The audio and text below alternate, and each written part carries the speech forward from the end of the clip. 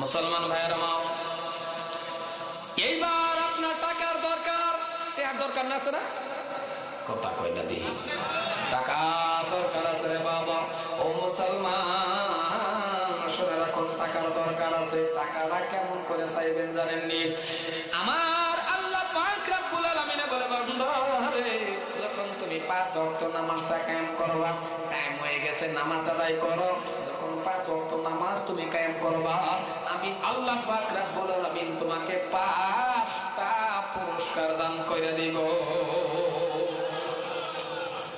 1 নম্বর পুরস্কারের কথাটাই বলি বাবা, আরো 4টা পুরস্কার আছে, কথা বলার সময় আমার কাছে নাই। 1 নম্বর পুরস্কার হলো, যখন আপনি নামাজটা কায়েম করবেন, আল্লাহ পাক রব্বুল আলামিন বলে, বান্দারে, রিজিকের অভাব চিরতরে দূর কইরা দিব।